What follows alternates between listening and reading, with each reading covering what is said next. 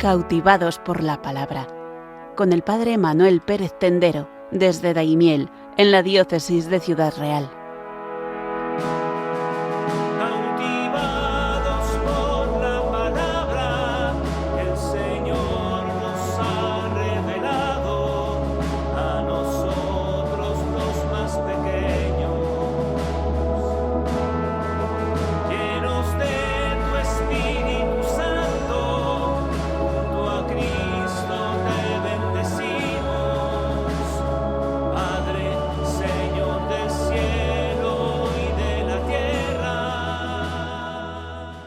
Os saludamos un jueves más desde las tierras manchegas de Daimiel, en esta primavera lluviosa y ahora soleada que nos está tocando. Bienvenidos todos a Cautivados por la Palabra. Hoy es el día también de San José, el esposo de María Virgen, el que ejerció de padre de nuestro querido Señor Jesucristo. Por tanto, hoy también felicitamos a todos aquellos que llevan el nombre de José, Josefas, Josefinas, y también a todos los que son padres, el patrono de todos los padres, que siguen aprendiendo a ser padres desde la figura de José. Y también sabéis que celebramos en España este día la jornada del seminario, aquellos jóvenes que se preparan para ser futuros sacerdotes. También felicitamos a los seminaristas y rezamos por ellos, apoyamos a los seminarios, porque es fundamental que la palabra de Dios y la Eucaristía y toda la vida cristiana, en el fondo el sacerdocio de Jesús, siga presente entre nosotros. Por tanto, hoy con San José meditamos la palabra, que también es una de las cuestiones más importantes en la formación de los seminaristas. Nosotros continuamos nuestro itinerario por el Pentateuco, la Torá, los primeros libros de la Biblia, y la historia de Moisés, y hoy llegamos por fin al último de los 5 libros, el Deuteronomio. Os invitamos a leer este libro que es largo, 34 capítulos, no es fácil, pero es un tono nuevo, es un precioso libro que creo que en la Iglesia deberíamos conocer más, porque tiene algunas ideas, algunas perspectivas que nos parecen del Nuevo Testamento y que están ya presentes de forma incipiente y hermosa en este libro tan precioso. Entonces, como siempre, desde 10 puntos, 10 reflexiones, os invitamos a acercaros al texto del Deuteronomio, que es palabra de Dios y por tanto siempre viva para iluminar nuestro camino. La primera idea es que el Deuteronomio es un libro que sirve de transición, un libro gozne, podríamos decir, un libro muy especial. Es el final del Pentateuco, pero realmente no ha habido ningún avance desde el final del libro de los Números. Seguimos en el mismo sitio. Israel ha recorrido muchos kilómetros por el desierto y ha llegado a lo que se llaman los llanos de Moab, justo frente a Jericó, solo que en Transjordania, al otro lado del Jordán. Entonces allí han llegado en los Números y allí siguen. En Deuteronomio no hay ningún avance geográfico y tampoco hay prácticamente ningún avance temporal, porque el Deuteronomio se sitúa en lo que sería el último día de la vida de Moisés.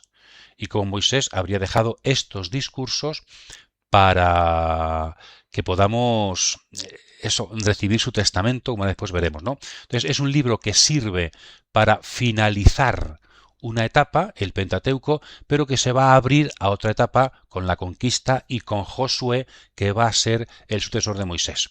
Entonces, un libro precioso que termina el Pentateuco con la muerte de Moisés, pero que nos abre a perspectivas nuevas para que el Éxodo se finalice y para que comience una etapa nueva en la historia de Israel que tendrá que ver con la estancia en la tierra prometida, el comienzo de la monarquía y todo lo demás. Entonces, importante, no solamente es un libro que finaliza algo, sino que también nos abre a la perspectiva nueva, como ahora después también profundizaremos. Libro que sirve de gozne entre el Pentateuco y los profetas anteriores y todo lo que va a venir después en la historia de Israel desde la conquista de Canaán. Bien, en segundo lugar vamos a reflexionar un poquito sobre el título de este libro. Ya sabéis que en hebreo, y si no lo sabemos lo aprendemos, como en latín y como en español, los libros se llaman, o las oraciones, como comienzan, que es el Ave María. Pues es una oración que comienza con Ave María en latín. ¿Qué es el Padre Nuestro? Pues es una oración que empieza con Padre Nuestro. Las encíclicas, ¿qué es Dei Verbum? Pues es un documento de la Iglesia que comienza con esas palabras en latín, la palabra de Dios, Dei Verbum. Entonces, ¿cómo se llama el Deuteronomio? pues debido a cómo se llama Devarim en hebreo, es decir, palabras. Estas son las palabras de Moisés. Entonces el nombre hebreo es la primera palabra prácticamente del libro en hebreo, Devarim, palabras. Y aquí ya nos dice un poquito lo que es, ¿no? ¿Qué es el Deuteronomio? Son palabras de Moisés. Son 3 discursos de Moisés donde él repasa lo que ha sido la experiencia del Éxodo. Hemos dicho antes que no hay ningún avance del pueblo, ni geográfico ni temporal, sino que es una visión de Moisés que repasa todo lo que ha sucedido y nos lo cuenta de su perspectiva. De hecho, os invitamos a estructurar así el Deuteronomio, a leerlo, ¿no? Hay 3 discursos de Moisés. El primer discurso son los capítulos 1 al 4:43. Ahí los versículos no coinciden mucho con el capítulo, pero bueno, de 1:1 a 4:43, primer discurso de Moisés. El segundo, el más importante, 4:44 a 28:68, donde está inserto, es muy largo porque ahí en ese discurso está inserto un código de leyes que se llama el Código Deuteronómico, que son los capítulos 12 al 26, ¿verdad? Después un tercer discurso de Moisés, mucho más breve, 28:69 a 30:20, tercer discurso, y luego ya capítulos 31, 32, 33 y 34, últimas disposiciones y muerte de Moisés. Entonces, 3 discursos más algunas otras informaciones. Entonces, son palabras de Moisés, la visión que Moisés tiene de lo que ha sucedido en el Éxodo. Es una segunda versión de las cosas muy interesante. Moisés nos habla en nombre de Dios desde su propia perspectiva cuando está a punto de morir. En griego, en cambio, este libro se llama, como sabemos, Deuteronomio, Deuteros nomos, que significa segunda ley. Y es que además de la alianza y la ley que se dio en el Sinaí, en un monte a mitad del Éxodo, ya hemos hablado aquí de ella, después nos dice este libro que Moisés, diríamos, hay un segundo momento legislativo. Junto al monte Sinaí están los llanos de Moab. Por cierto, esto nos recuerda un poquito como los primeros discursos de Jesús, en San Mateo dice que fue en un monte y San Lucas dice que fue en un llano. Muy interesante, ¿verdad? Como la primera ley Mateo y la segunda ley Lucas. Entonces Deuteronomio es en los llanos del país de Moab, donde hay unas nuevas leyes que Moisés da a su pueblo. Por eso, segunda ley. Aunque también podemos entender esto de segunda ley porque es una forma nueva, como veremos, de entender la ley. Una perspectiva sobre la ley novedosa. También algunos consideran que Deuteronomio es una especie de comentario a la ley, reflexión sobre la ley. Es ley reflexionada, por eso segunda ley, repaso de la ley, podríamos también decir, ¿no? Y también podría entenderse como un testamento de Moisés. Testamento de Moisés. Entonces, palabras de Moisés y segunda ley que sirve para Moisés nos da su testamento. Entonces, Moisés ha mirado lo que es el pasado, pero también deja un testamento hacia el futuro. Decimos otra vez lo del libro Gozne, ¿verdad? Visión de Moisés de los acontecimientos del Éxodo y claves de Moisés para que el pueblo siga caminando según la voluntad de Dios una vez que él ha muerto. Memoria y testamento, mirada al pasado y perspectiva de futuro. Entonces, palabras de Moisés, segunda ley. Este es el nombre que tiene en hebreo y en griego, que también nos ayuda a entender un poquito el contenido de este libro. Damos un siguiente paso, tercer punto, mirando al futuro, diríamos, el Deuteronomio. Piensan últimamente, este último siglo, muchos autores, que se escribió quizá originalmente no tanto para finalizar la ley, el Pentateuco, sino para iniciar los libros que vienen después, que son Josué, Jueces, 1 y 2 Samuel, 1 y 2 Reyes, que después hablaremos de ellos. Estos se llaman en los hebreos profetas anteriores, y en la Biblia hebrea se llaman profetas anteriores. Pero la crítica moderna le llama historia deuteronomista. ¿Por qué? Porque el Deuteronomio se habría escrito como prólogo a esta historia, que nos cuenta, como explicaremos en próximos audios, nos cuenta desde la entrada, la conquista de la tierra prometida, hasta la salida, el exilio. Entonces, el Deuteronomio sería las claves para entender la historia posterior de Israel. El pueblo que ha hecho alianza con Dios entra en la tierra prometida, pero será expulsado siglos después por incumplir la alianza. Entonces el testamento de Moisés no solamente son palabras de pasado o normas para cumplir, sino una clave para interpretar la historia desde Dios y desde la alianza. No es que Dios, Yahvé, el Dios de Israel, sea un Dios poco poderoso que no ha podido defender a su pueblo para ser expulsado de la tierra por los babilonios, sino que como han incumplido su parte de la alianza, que era cumplir la ley, Dios como castigo no cumple, diríamos, su parte de la alianza, que es darles la tierra prometida. Desde Deuteronomio ayuda a entender lo que sucede en siglos posteriores. Y todavía hoy quizá podríamos también entender de esta forma el Deuteronomio. Saber leer la historia, saber leer nuestras circunstancias y avatares desde el punto de vista de Dios, desde el punto de vista de la ley. Por tanto, el Deuteronomio como prólogo histórico, como clave de fondo, clave teológica, clave de alianza para comprender desde Dios lo que nos pasa en la historia. Tercer punto importante que nos ayuda a la crítica moderna para poder entenderlo. Entonces, Deuteronomio, eso, clave para aquel tiempo, pero también clave para nuestro tiempo y nuestra época. Bien, pasamos al cuarto punto. Ya un poquito vamos más al contenido del Deuteronomio, que también tiene que ver con la época en la que se escribió. Todos sabéis que la Biblia, los libros de la Biblia, no siempre han sido escritos en el instante que suceden, sino que tiempo después se escriben los acontecimientos del pasado. Bueno, pues aquí también pasa con el Deuteronomio. El Deuteronomio no fue escrito en tiempo de Moisés. Entre otras cosas, se cuenta la muerte de Moisés. Fue escrito posteriormente. ¿Y cuándo fue escrito? Pues aunque hay leyes antiguas, pero parece que la época clave para comprender el Deuteronomio, que nos está hablando del año 1200 a.C., más o menos, de la época de Moisés, pero se habría escrito seguramente en el siglo VII a.C., siglo VII a.C.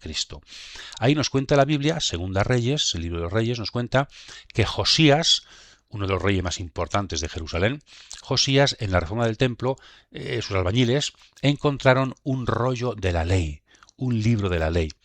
Bueno, pues la crítica moderna, los estudiosos modernos nos dicen que seguramente el rollo de la ley que Josías encontró en el templo es una primera primitiva edición del libro del Deuteronomio.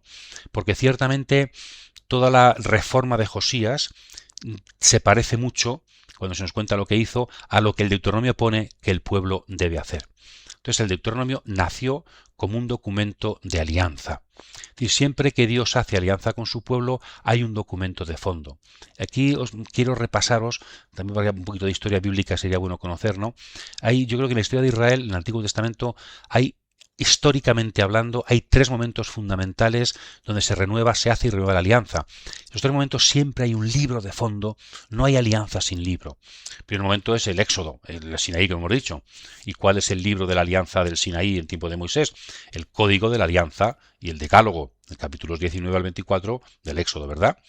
Después hay un segundo momento de alianza históricamente que es el siglo VII, como Josías hace una reforma religiosa y se compromete con todo el pueblo a renovar la alianza con Yahvé para ser un pueblo más religioso y un pueblo más independiente de las políticas internacionales. Bueno, ¿cuál sería el libro de esta renovación de la alianza? El Deuteronomio, precisamente el Código Deuteronómico, las leyes de los capítulos 12 al 26.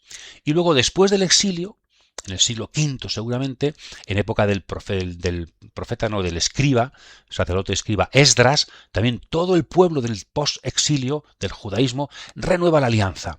Y dice el capítulo 8 del libro de Nehemías que leyeron un libro que sería el contenido. ¿Y cuál es el libro? El Pentateuco entero. Entonces, veis, en tiempo de Moisés había un conjunto de leyes, se nos dice, en tiempo de Josías un nuevo código de leyes, y ya en tiempo de Esdras, al final, todo el Pentateuco, toda la ley entera. Entonces, alianza y libro. El Deuteronomio es el contenido de la renovación de la alianza que se hizo con Josías. Y aquí podríamos decir que un concepto humano de alianza se aplica a las relaciones con Dios. Sabemos, de aquella época del siglo VII a.C., sabemos que el imperio asirio, con capital en Nínive, que todos conocemos por los textos bíblicos, tenía reyes vasallos y tenía documentos de vasallaje, donde se hacía firmar por parte del rey vasallo, por ejemplo el rey de Jerusalén, u otros reyes menores, tenían que firmar un juramento de vasallaje a un rey, o también de ser fieles al sucesor de ese rey de Asiria. Bueno, pues se conserva además en la arqueología, se ha descubierto alguno, ¿verdad?, de este tiempo. Lo que hace Josías esto es muy interesante, aunque es no fácil de entender, lo que hace Josías es aplicar ese tratado a sus relaciones no con el rey de Asiria, sino con Dios. Josías aplica al ámbito religioso tratados políticos de vasallaje, de dependencia. Claro, ¿qué está diciendo con esto? Que Josías, el rey de Jerusalén, en el siglo VII, murió en el año 609, no se considera ya vasallo de Asiria, sino que él es vasallo de Yahvé, vasallo de Dios. Es una declaración total de independencia. Es algo precioso, ciertamente, porque nos dice el origen histórico para comprender bien el Deuteronomio. Deuteronomio es Josías se compromete ante Dios, en presencia de todo el pueblo, a servir solo a Yahvé y dejar, por tanto, de ser dependiente de potencias extranjeras. La religión y la política en aquel tiempo van muy unidas, entonces depender de un rey extranjero también te obligaba a tener sus dioses en tu templo, a ofrecerle culto, y en cambio Josías quiere ser fiel al culto a Yahvé y para eso necesita la independencia de las potencias extranjeras. El Deuteronomio es un documento de alianza ya no política, sino religiosa. Dios es el Señor en todas las dimensiones de la vida de Israel. Algo precioso. Y en este contexto de la importancia de la ley para el Deuteronomio, no podemos decirlo aquí todo, pero algunas cositas que creo son, os invito a reflexionar en todo esto, también importante en este cuarto punto, y es que algunas leyes del Deuteronomio, el capítulo 17, os invitamos a leerlo despacio, aparecen ahí algunas instituciones del pueblo, instituciones sociales. Están los jueces, está el rey, están los profetas y están los sacerdotes, instituciones del pueblo. Bueno, pues en ese capítulo lo que se nos dice es que todas estas instituciones tienen que obedecer a la ley de Moisés, a la ley de Dios. De alguna forma, aunque aún no se puede llamar así, pero de alguna forma está surgiendo el primer estado de derecho de la historia de la humanidad. Porque en todas las culturas antiguas y modernas también, en los reyes absolutistas, el rey está por encima de la ley. El rey es el que dicta la ley. En cambio, esta es, yo creo, la primera vez en la historia que los jueces, el rey, sobre todo el rey, ¿verdad?, y todos los profetas sacerdotes, están por debajo de la ley. ¿Por qué? Porque la ley no la da el rey, la ley la da Dios por medio de Moisés. A mí me da pena a veces, ¿no?, que en la historia del derecho, en las universidades, no se estudia mucho el derecho romano, pero este derecho, que es más antiguo que el derecho romano y que tiene perspectivas muy, muy modernas, es una pena que no se estudie bien en la historia del derecho, digo. Entonces aquí hay una primera concepción de la ley está por encima del rey. Y por eso el rey tiene que tener en su palacio un documento de la ley para leerlo de vez en cuando y ver si lo está cumpliendo o no lo está cumpliendo. También en este documento de Deuteronomio 17 se nos dice que los profetas, los sacerdotes y los jueces no los elige el rey. Los profetas son por vocación, los sacerdotes son por nacimiento y los jueces los elige el pueblo. Entonces también aquí como el rey no tiene el poder absoluto. No solamente está por debajo de la ley, sino que tampoco es él el que elige a todas las instituciones del pueblo. Y la concepción antigua de Israel del poder es muy interesante y aprenderíamos mucho, sobre todo desde esto, el Deuteronomio. Estamos hablando del siglo VII, que luego fue reeditado seguramente en el exilio, en el siglo VI, pero bueno, pues ahí tenemos, ya digo, un concepto de sociedad muy, muy moderno que gracias a la religión, a la fe en Yahvé, se va introduciendo en la historia de la humanidad, en la historia del derecho humano, ¿verdad? Entonces yo creo que podemos decir eso, el Deuteronomio es casi el primer proyecto de constitución de la historia de la humanidad. El rey está supeditado a la ley. Quinto punto, vamos a hablar también, seguimos hablando de Deuteronomio, otra perspectiva importante, el Deuteronomio sería una especie de unión, hemos dicho antes la alianza, muy importante, alianza y ley, ahora ley y profecía. También esto es Deuteronomio, una segunda concepción de la ley, ¿no? Diríamos que el mismo Deuteronomio, capítulo 18, se nos dice que los profetas van a surgir como sucesores de Moisés. Aquellos que hablan al pueblo en nombre de Dios y aquellos que recuerdan al pueblo la ley de Moisés cuando no la cumple, sobre todo. Y el profeta, surgirá después, es el hombre de la palabra.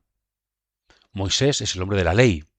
Bueno, pues aquí en Deuteronomio la palabra y la ley caminan juntas, caminan relacionadas. En Deuteronomio ha influido mucho los profetas, Oseas, Jeremías, y a su vez Deuteronomio va a influir mucho también en perspectivas proféticas posteriores. Y sobre todo aquí, ¿qué queremos decir?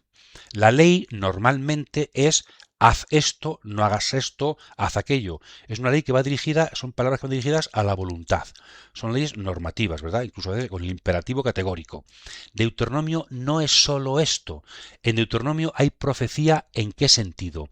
Hay palabra. La ley tiene la ayuda de la palabra. Se dice en un contexto de palabra. Es decir, el profeta nos cuenta la ley para que no solamente la obedezcamos, sino para convencernos de ello. En el Deuteronomio, la ley no solamente es palabra dirigida a la voluntad del hombre que tiene que obedecer, sino que va dirigida al corazón. Habladle al corazón, dice tantas veces tantos profetas, ¿verdad? Israel se da cuenta que no es suficiente con obligar a cosas, que no es, hace falta convencer. Dice también los salmos, inclina mi corazón a tus preceptos. Pues esto es, no solamente hay que dar preceptos, sino que hay que inclinar el corazón. Esto luego después también muchos reformadores de la Iglesia, San Juan de Ávila por ejemplo, nos dicen, no es suficiente con que un obispo, una diócesis, de leyes y leyes y leyes, o un país para reformar. Hace falta que la gente esté convencida de la bondad de la ley, que la gente esté convencida de lo que tiene que hacer. Entonces, esto es Deuteronomio. Por eso son palabras de Moisés. No solamente son leyes de Moisés, sino que aquí también se hacen presentes los profetas. No está solamente Moisés legislador, sino Moisés homilético, aquel que es capaz de decir homilías para convencer al pueblo de las bondades de la ley. Por eso una expresión muy bonita que aparece en Deuteronomio, que también aparece en Jeremías, es la de circuncisión del corazón. El corazón no tiene prepucio, no se puede circuncidar. Es una forma de decirnos que no es suficiente con cumplir la ley en algunos órganos físicos y que se note en nuestro físico, sino que hace falta una circuncisión interior, hace falta un convencimiento interior. También Jeremías dirá que la nueva alianza va a consistir en un escribir las leyes en el corazón, no en tablas de piedra o de madera. Entonces, esto es lo que Deuteronomio pretende, que interiorizar la ley para que no sea una obediencia extrínseca a preceptos que nos obligan, sino que sea un convencimiento interno. Eso también, cuánta actualidad tiene esto, ¿verdad? A veces tenemos demasiadas personas también en la Iglesia que nos dicen lo que hay que hacer, que nos obligan a cosas, que nos quieren, incluso dentro de la familia, los padres, los hijos, ¿verdad? Y necesitamos más diálogo, más palabra como Moisés, dedicar tiempo a convencer, dedicar tiempo a hablarle al corazón. Porque educar no es solamente dictar leyes, formar no es solamente dictar leyes, sino que es convencer, dedicar tiempo para la palabra, que la mente pueda pensar, que se pueda rebatir, que se pueda discutir, que se pueda argumentar. Es fundamental esto, ¿verdad? Entonces, ley y profecía, ley predicada.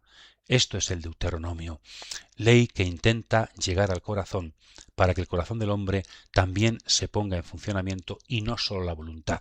La inteligencia, la voluntad y el corazón se ponen juntos a caminar para cumplir la ley del Señor.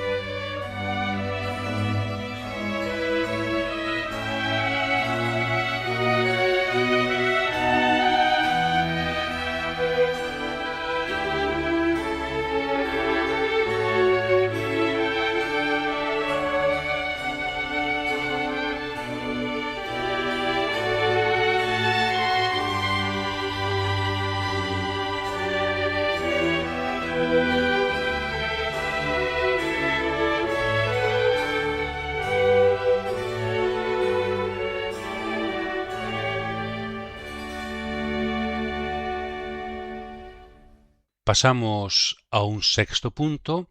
El Deuteronomio es también la unión entre ley y sabiduría. Dice el capítulo 4 del Deuteronomio: guardad y practicad estos mandatos, porque ellos son vuestra sabiduría y vuestra inteligencia a los ojos de los demás pueblos, los cuales, cuando tengan noticia de todos estos preceptos, dirán: ciertamente esta gran nación es un pueblo sabio e inteligente. Lo mismo que decíamos antes con la profecía, hay que predicar la ley, hay que convencer de la ley. También aquí diríamos hay que pensar la ley. Hay que pensar la ley. Necesitamos comprender, meditar, profundizar, ahondar. Y por eso la ley entonces nos dará sabiduría. También otros libros, como el libro del Eclesiástico, nos dice que un autor, Jesús ben Sirá, hijo de Sirá, de tanto meditar el Antiguo Testamento, la Torá y el resto, pues ha sacado, diríamos, filosofía en el mundo ya cuando es un mundo griego. Dice, nosotros también, además de los griegos, tienen su sabiduría, pero nosotros tenemos también las Escrituras, porque las Escrituras destilan sabiduría. Y ese libro, el libro de Sirácida, es un intento de dar sabiduría humana, sacándola desde la reflexión sobre la Torá, sobre la ley y los profetas. Bueno, pues aquí tenemos en Deuteronomio. En el fondo, la ley es una sabiduría. ¿Por qué? Porque para un judío, para la antigüedad, en el fondo para todos, sabiduría no es saber de memoria cosas. Sabiduría es el arte de acertar en la vida. Entonces, ¿qué mejor para acertar en la vida que tengamos la perspectiva de Dios Todopoderoso? Él sabe, Él es maestro de sabiduría. Entonces, ¿qué es la ley? Los caminos que Dios nos marca para acertar en la vida.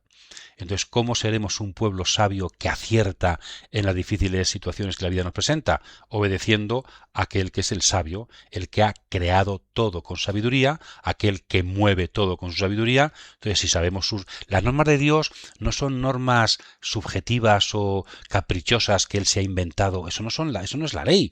La ley es cómo Dios nos quiere ayudar a hacer lo correcto en este mundo. Eso es la ley. No es un conjunto de normas que se ha inventado un señor. Entonces la ley bíblica quiere ser esto. Entonces la ley bíblica es el principal camino para la sabiduría, para acertar en la vida. Son preceptos muy sabios. También dice Deuteronomio, sabiduría consiste en que ningún Dios está tan cerca de sus pueblos como lo está Yahvé cerca de nosotros. Y también, ¿por qué son estos preceptos sabiduría? Porque son la forma que Dios tiene de caminar con nosotros, de acercarse a nosotros. Entonces también el Deuteronomio, hemos dicho antes que quería llegar al corazón la ley. Aquí también decimos, quiere llegar a la mente, quiere que todos seamos sabios. La ley hay que pensarla. En esto, negación de todo fundamentalismo. Esto hay que hacerlo porque hay que hacerlo. Eso al Antiguo Testamento no le convence. Esto hay que hacerlo, bueno, porque es bueno hacerlo, porque nos lo pide Dios, porque nos fiamos de Él y también porque si lo pensamos, humanamente hablando, es lo mejor, es lo más lógico, es lo que más conviene para conseguir la meta y los fines de la felicidad humana. Entonces, el Deuteronomio es un avance en querer. La ley no es solamente un conjunto de preceptos, sino que invitamos a todos a meditar la ley. Invitamos a todos a ver las claves humanas de esta ley, las consecuencias. También hay mucho Deuteronomio de si incumplimos la ley, tiene consecuencias. O sea, somos libres, pero hay que saber que la decisión, lo que no puedes elegir es beber mucho y luego no asumir las consecuencias, o comer mucho y luego pasar buena noche. No, si tú eliges libremente comer mucho, pues luego tendrás una indigestión. Entonces dice Deuteronomio, no. Piensa en las consecuencias de actuar de una manera o de otra. Por eso, cumplir la ley de Dios traerá bendiciones. Incumplir la ley de Dios traerá maldiciones. Como dijimos al principio, una de esas maldiciones va a ser que seréis expulsados del pueblo.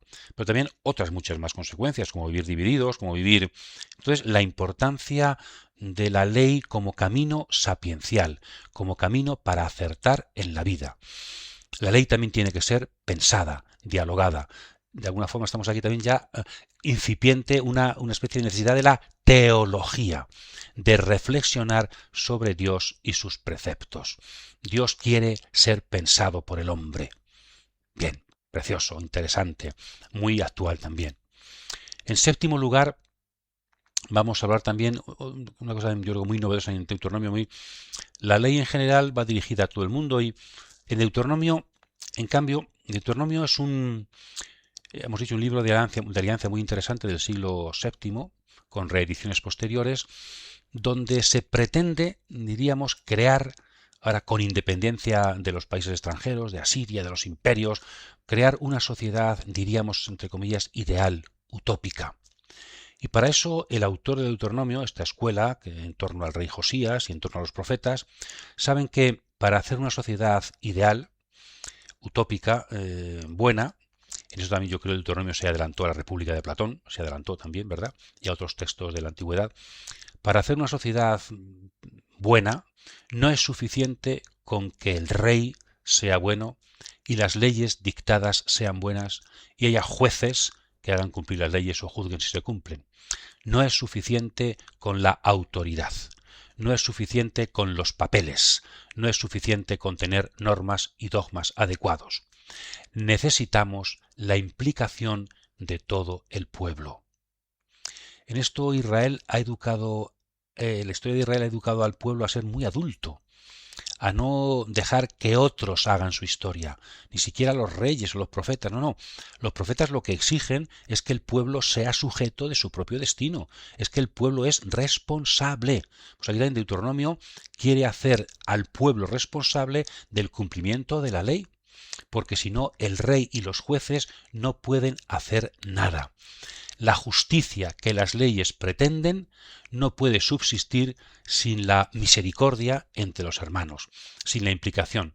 Aquí surge, por eso la palabra hermano empieza en Deuteronomio, llamar al otro hermano, y la ley Moisés pues, habla de tu hermano, que luego va a tener en la historia de Israel y en la historia del cristianismo una implicación muy importante. El otro, el que forma parte de mi religión, como hermano mío. Pues eso comienza en Deuteronomio. El otro es tu hermano. Entonces, ¿qué es la ley? La ley es considerar al otro como hermano mío. Entonces, no es lo mismo que te impongan unas leyes frente a otro que es un extraño cuando es tu hermano. Sobre todo muy cerca de los pobres, ¿no? Que no haya tampoco desigualdad. Los pobres son también hermanos tuyos. Y aquí se iguala al pobre con el levita. El levita, sacerdote, sabéis que no tenía campo, no tenía, en eso de agrícola, no tenía territorio. Tenían que darle los diezmos para que pudiera vivir. Las tribus que tenían terreno, que tenían agricultura. Bueno, pues el pobre, que tampoco tiene nada, es equiparado al levita. Igual que sostenemos a los sacerdotes en su culto, tenemos también que sostener a las personas pobres. El ideal del Deuteronomio, capítulo 15, versículo 4, leedlo, lo dice, es que en Israel no tiene que haber pobres. Y por eso San Lucas, después, siglos después, en Hechos de los Apóstoles 4:34, nos dice que en aquella comunidad cristiana no había tampoco pobres. De alguna forma, San Lucas dice que en la comunidad cristiana primitiva se cumplía el ideal del Deuteronomio, una sociedad de hermanos en la que no hay pobres. La fraternidad no se construye solo desde arriba y los dirigentes con sus leyes, es fundamental construirla desde abajo con la implicación de todos. Y en este tú deuteronómico, esa dirección a lo personal, ¿verdad? El tú, hermano, significa la relación con los demás nueva, pero el tú, que es muy interesante, significa esa llamada a la responsabilidad del sujeto. Y luego algunos investigadores han observado que en la ley deuteronómica, el capítulo 12 al 26, nunca aparece en ese tú, nunca aparecen tus bienes, nunca aparece tu mujer. ¿Por qué? Porque el tú del Deuteronomio no es el varón, sino que es el varón-mujer. Está refiriéndose a las personas, varones y mujeres, que en Israel tienen ambos la responsabilidad de hacer una sociedad diferente, una sociedad nueva como Dios ha soñado desde la alianza. Entonces, muy importante la implicación de todos en la construcción de un mundo mejor, de una sociedad como Dios quiere. La ley no solamente tiene que ser convencida, pensada, sino asumida responsablemente por todos los miembros del pueblo, que así se convierten en tú frente a Dios, en tú frente a la ley, en sujetos protagonistas del propio destino y también que ven a los demás como hermanos. Esta palabra tú, esta palabra hermano, creo que son fundamentales para comprender el libro del Deuteronomio y también con una aplicación actual muy importante, ¿verdad? ¿Cuántas veces en la sociedad, yo creo que cada vez más, a veces en la iglesia también, ¿no? Hay gente que se desentiende de, bueno, esto es cuestión de los políticos, esto es cuestión de los jueces, esto que hagan leyes, que resuelvan, que hagan. No, tú, tenemos que aprender del Deuteronomio en que, al menos en la Iglesia, pero también en la sociedad, tenemos que implicarnos todos en la construcción de una sociedad más justa. Las leyes son insuficientes. Los gobernantes, que son necesarios, son insuficientes. Porque el sujeto, Dios lo quiere así. El sujeto del destino del pueblo es el propio pueblo. Todas las personas son importantes. En esto Dios considera al pueblo importante y le hace sujeto de su propio destino. Bien, pasamos a un octavo punto para hablar un poquito de algunas claves teológicas, ideas, digamos, de contenido del Deuteronomio. Muchos dicen, estudiosos de este libro, que quizá la palabra principal, el mensaje principal de todo el libro es la palabra uno. ¿Verdad? Vamos a repasarlo como hay al menos 6 dimensiones en las que se puede aplicar la palabra uno. Empezamos con lo más importante hasta llegar a lo más físico, ¿no? El Deuteronomio es quizá, en primer lugar, el libro que más subraya en el Antiguo Testamento la unicidad de Dios, el monoteísmo. Toda esa oración de la Shemaj, ¿verdad? Que después analizaremos un poquito. Yahvé, el Dios de Israel, es el único. Según también la segunda parte de Isaías, pero la segunda parte de Isaías, capítulos 40 y siguientes, y Deuteronomio son los libros del Antiguo Testamento que más subrayan el monoteísmo. Israel se sabe elegido por Dios, pero suponía antiguamente pues, que también podía haber otros dioses. Pero lo que se dice aquí, no, los dioses de los demás pueblos no son verdaderos. Dios solamente es uno. Pero ¿quién es ese Dios uno? El tuyo, el que te ha elegido, ¿verdad? Entonces, un Dios, Yahvé, monoteísmo. En segundo lugar, un pueblo unido. Y aquí el tema precioso de la elección. Este Dios único, que es Dios de todos los pueblos, el Dios que ha creado a todos, pero ha querido elegir a un pueblo. En Abraham dijimos que era para bendecir a todos los pueblos, pero aquí ha querido elegir a un pueblo, que eres tú, los hijos de Abraham, conducidos por Moisés. Entonces, la libertad de Dios, que siendo el creador de todos, ha elegido a un pueblo para una misión en medio de la historia. ¿Y por qué elige Dios a este pueblo? Aquí aparece Deuteronomio 32, la elección, ¿verdad? Si algunos ángeles se ocupan de cada pueblo, Dios se ha reservado a este pueblo para cuidarlo personalmente, lo ha elegido. Pero en el capítulo 7 se nos dice muy bonito por qué ha elegido Dios a Israel y no a otro pueblo. Y dice, no porque es el más importante, no porque es el más poderoso, al contrario, eres el más pequeño. ¿Y por qué elige Dios al pueblo más pequeño? Muy sencillo, para que aparezca la gratuidad de la elección. Es decir, que los motivos de la elección no están en el elegido, sino en Dios. Dios elige a este pueblo porque quiere. Y por eso se fija en su pequeñez. Y por eso esto también sería muy actual, ¿verdad? Mucha gente que se siente vocacionada para una misión en la iglesia, o para el matrimonio, o para ser un laico comprometido, para ser sacerdote, para ser religiosa, muchas veces dices, ¿pero por qué me ha elegido a mí? Si resulta que no soy el más listo de la clase ni soy el más... Claro, pues aposta como a Israel. Léete Deuteronomio capítulo 7. Te he elegido a ti, que eres a lo mejor el más pequeño, como a David también, ¿verdad? Eligió el más pequeño, porque Dios elige a quien quiere. Porque la elección es siempre gratuita. Entonces, muy importante, un pueblo, el misterio de la libertad de Dios y de la elección. Luego también una tierra, que es el contenido de la alianza y de la promesa hecha a Abraham, ¿verdad? De hecho, ¿qué le prometió Dios a Abraham? Un pueblo que poseyera una tierra, ¿verdad? Un pueblo, una tierra. Es importante para Israel la tierra de Canaán, porque ahí pueden vivir la alianza y si no la cumplen, serán expulsados de esta tierra. Entonces, la importancia también de la tierra, un pueblo que habita una tierra en nombre de Dios. También una sola alianza. Es decir, no solamente está la elección, que Dios es libre, sino la respuesta del pueblo. Dios te ha elegido, pero ahora te pide, ¿tú quieres hacer alianza con Dios? Sí, tienes, como he dicho antes, que responsabilizarte y responder. También una sola ley, que es el objeto de la alianza. No hay muchos preceptos, pero la ley en el fondo es única. Es el contenido de la relación entre Dios y el pueblo. Y también, como última, un templo. Esto también es llamativo, ¿no? La reforma de Josías, el rey Josías, siglo VII a.C., en Israel, en el Canaán, había muchos templos paganos, pero también hay muchos templos judíos, muchos templos a Yahvé. Pues ¿qué hizo Josías? No solamente destruir los templos paganos, sino destruir todos los templos a Yahvé y dejar solamente el de Jerusalén, para unificar el culto en Jerusalén y dominarlo él. Es decir, los cultos de las provincias, los cultos de las ciudades a Yahvé podían ser muy sincretistas. Entonces, para reformar la religión, unificó todo. Eso significó que todos los sacerdotes que vivían en los unas provincias, tuvieron que irse todos a Jerusalén. Se produjo, diríamos, una afluencia de masa sacerdotal a Jerusalén. Entonces, muy llamativo, pero fue un signo externo para subrayar la unicidad de Dios y para subrayar también que este pueblo debe ser uno solo. Entonces, a partir de entonces, ya después es lo que hemos conocido todos, ¿verdad? Un solo templo, el templo de Jerusalén, que fue el que construyó Salomón a instancias del rey David, su padre.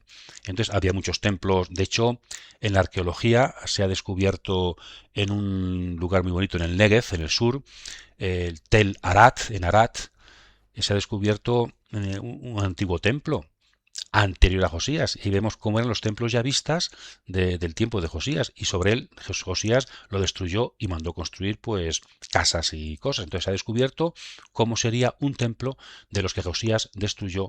Bien, entonces la teología de la unidad, porque hay un solo Dios, elige a un solo pueblo y en un solo templo quiere que se le dé culto. La importancia de la unidad. El punto número 9, vamos a analizar un pequeño texto que os invitamos a leer despacio, que es un texto que también Jesús rezó, la oración quizá más importante de Israel, de los judíos, que es lo que se llama la Shemaj. Escucha Israel. Deuteronomio capítulo 6, versículos 4 y siguientes. Analizamos un poquito esta oración, que es casi un poco el resumen de todo lo que venimos diciendo del Deuteronomio, ¿no? Primero, escucha Israel. El primer mandamiento es escuchar. Tenemos que oír de fuera lo que nos viene, es un acto de fe. Se subraya mucho en el Antiguo Testamento, también en el Nuevo, ¿no? Que la fe viene por el oído.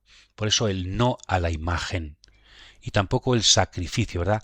No quieres sacrificios y me has abierto el oído, dice un salmo, ¿verdad? Salmo 40. Entonces, la religión de Israel, frente a los sacrificios multiplicados y a la imagen, las imágenes de los cananeos, no. La religión de la palabra.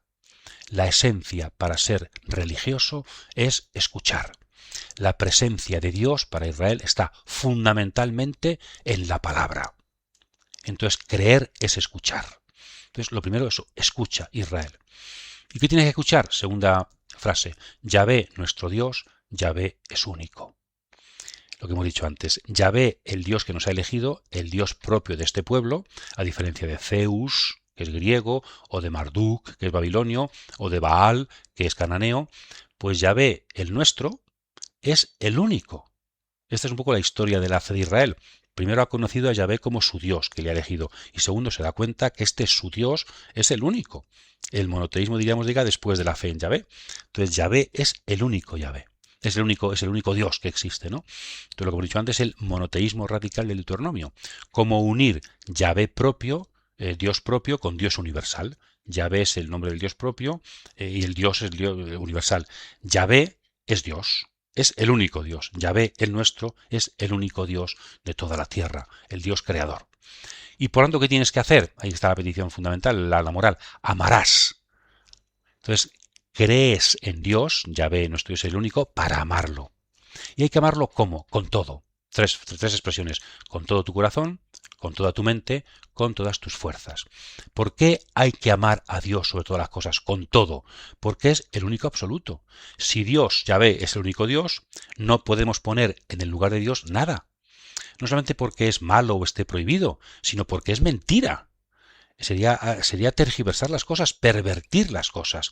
Cuando yo trato a alguien como si fuera Dios, sea una imagen, sea una persona, sea una ideología, me estoy equivocando. Y eso me lleva al desastre, porque solo Dios es Dios. Nadie puede ocupar el lugar de Dios. No puede, aunque lo quiera, por muy inteligente que sea una persona, por muy bonita que sea una ideología, por mucho que la ciencia nos aporte o la técnica nada es Dios. Solo Dios es Dios. Entonces, cuando amamos a algo por encima de Dios, cuando ponemos a alguien por encima de Dios, estamos tergiversando las cosas y así nos va. El desajuste, cuando las cosas se desajustan y se ponen fuera de su sitio, al final acaban por crear un caos. Entonces, amarás a Dios con todo. De hecho, Jesús, que hace pues la primera tabla, la relación con Dios, la resume en este mandamiento. El primer mandamiento es amar a Dios sobre todas las cosas. Y ahí quizás está en nuestro drama, ¿verdad? El drama de la humanidad, incluidos los cristianos. No amar a Dios como Dios. poner otras cosas, a veces incluso cosas religiosas, también nos puede pasar, ¿eh? Podemos poner la ley por encima de Dios, podemos poner los sacrificios del culto por encima de Dios, podemos poner las prácticas religiosas y las convivencias y las charlas y las imágenes por encima de Dios. Entonces, no amar a Dios como Dios, poner otras cosas en su lugar es ciertamente el gran pecado y de donde brotan quizá todos los demás pecados. Y por fin, dice Moisés, toda esta frase, esta oración, la repetirás siempre y la escribirás en tu brazo, en estas tiras que se ponen, ¿verdad? Y también en la mezuzá, en las puertas de tu casa. Las filacterias en el brazo, en la mente, también en la cabeza, escribirlas y repetirlas. Cuando dice las tienes que susurrar. ¿Por qué? Para que no lo olvides. Y también las transmitirás a tus hijos. Es decir, el amor a Dios sobre todas las cosas se fundamenta en un acto de fe, ¿verdad? Que es solamente Dios es Dios. Pero necesita también la memoria, la repetición, porque si no se nos olvida. Entonces no hay que dar por supuesto las cosas, sino que el creyente judío sabe que sin memoria no hay amor, que sin memoria la fe se desvirtúa. Entonces necesitas repetir esta oración, escribírtela, ponértela frente a tu cabeza físicamente para que nunca lo olvides, ¿verdad? El amor va precedido entonces por la escucha y va sostenido por la memoria. El amor en el corazón de otros dos mandamientos: escuchar, amar y recordar. Qué bonito también esta perspectiva de este texto del Deuteronomio. Y como 10º punto podemos hablar de la muerte de Moisés. Deuteronomio capítulo 34. Al final Moisés muere y termina el Pentateuco porque termina con Moisés. Aquí acaba la historia fundamental de Israel. Esto tendría muchas cosas, casi un programa podríamos dedicar entero a la muerte de Moisés. ¿Y por qué termina aquí el Deuteronomio? Pero digamos solamente aquí unos pequeños apuntes, ¿verdad?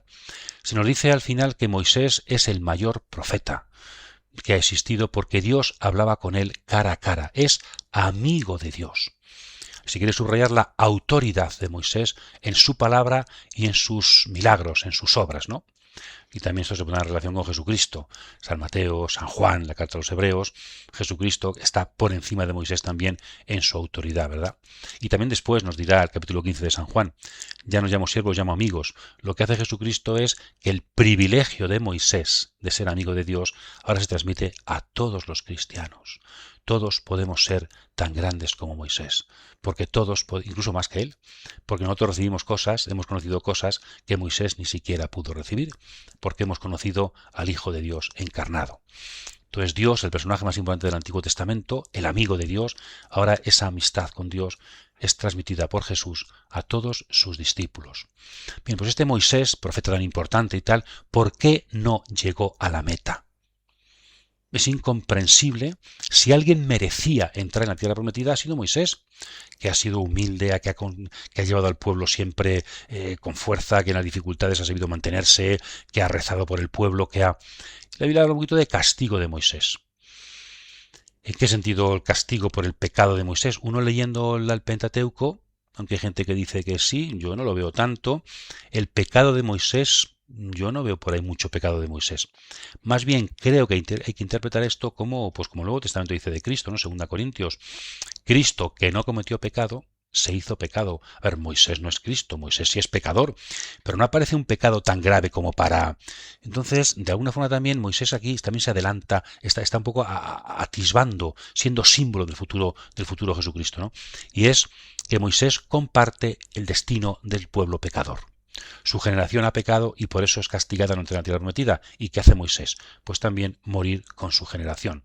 Él comparte el pecado del pueblo. Profunda, yo creo, espiritualidad en el fundador de Israel, ¿no?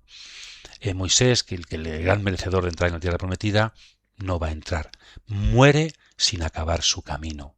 Y le pasa el testigo a Josué, que va a ser quien acabe su obra. Y también, igual que le transmite a Josué el testigo, también él no es en algún momento lo hemos dicho aquí, Dios le propone ser el nuevo patriarca, y dice Moisés, no. Es decir, Moisés, que es el personaje más importante de la historia de Israel, está precedido por los patriarcas y está sucedido por Josué. Muy interesante. A diferencia de nosotros, que a veces nos pasa, ¿no? Que llegamos a un sitio y queremos ser los primeros y los últimos. No hay nada anterior, no hay nada después de mí. Yo llego y lo hago todo nuevo. Eso es un error grave. El personaje más importante de la historia de Israel muestra aquí también su humildad, ¿no? Antes que él hay historia. La historia del pueblo no comienza con él. Y la historia del pueblo no termina con él. El Éxodo no termina con él, tiene que venir después Josué a acabar su obra. Pues también nosotros, ¿verdad? Esta lección de humildad objetiva que es la tradición. Todo el cristianismo, toda la fe, toda la misión en esta parroquia o en aquella no comienza conmigo, ni termina conmigo. Tengo también que aceptar la muerte y pasarle el testigo a otro. ¿Por qué? Porque en el fondo es una forma de decir que el protagonista de todo esto es Dios, no nosotros. Nosotros somos testigos que vamos intentando hacer lo que Dios nos manda. En el fondo, el continuador de Moisés es Josué, Jesús de Nazaret, que es el mismo nombre en hebreo que Josué, es el definitivo continuador de Moisés. Podemos decir que la humildad del creyente es un sacramento del protagonismo de Jesús. Todo no empieza en mí y todo no acaba en mí, porque Jesucristo, no yo, es el protagonista de la historia del pueblo elegido. Ni siquiera Moisés se quiere atribuir. Entonces, aceptar la propia muerte, aceptar que no llego al final del camino, no como un castigo principalmente, sino como un acto de humildad última. Este es el último gesto de humildad de Moisés. Me pongo en manos de Dios, Él acaba. Yo estoy en sus manos, muero viendo el territorio, de alguna manera es una forma de poseerlo, verlo, pero confiando en Dios. Y solamente desde Cristo lo entendemos perfectamente. La muerte no va a ser el final. Moisés será recompensado más allá de su muerte, también por este gesto de humildad, de dejar toda su obra en manos de Josué, porque en el fondo sabe que está en manos de Dios. Nuestra humildad como sacramento del protagonismo de Jesús. Bien, pues ojalá que tengamos tiempo en esta Cuaresma para rezar con la palabra, para entrar en las honduras de nuestra fe, que es preciosa. Ojalá tengamos tiempo para leer, si no entero, algún texto del libro del Deuteronomio y tengamos esta nueva concepción de la ley, ¿verdad? Una ley propuesta por Dios como alianza para nuestra responsabilidad, para nuestra libertad, una ley en la que vamos siendo convencidos, una ley en la que vamos meditando, una ley que tiene que ver sobre todo con ser hermanos de los demás y tú responsables frente a Dios, como miembros de un pueblo elegido bajo el amor de Dios, y que nuestro principal mandamiento es amar a Dios sobre todas las cosas, creando un nuevo pueblo bajo su mirada y bajo su misericordia.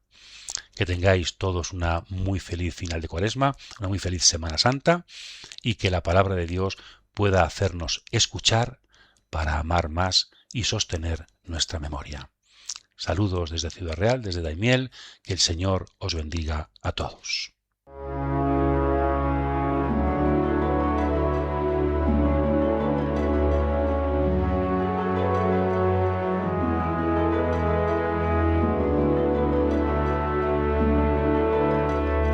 Cautivados por la palabra, con el padre Manuel Pérez Tendero, desde Daimiel, en la diócesis de Ciudad Real.